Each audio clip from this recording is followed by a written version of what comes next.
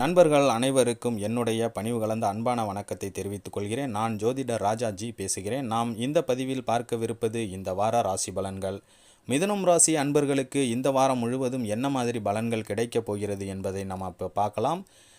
வீடியோவை ஸ்கிப் பண்ணாமல் முழுவதுமாக பாருங்கள். அப்போ தான் நான் சொல்கிற பலன்கள் உங்களுக்கு முழுவதுமாக தெரிய வரும்.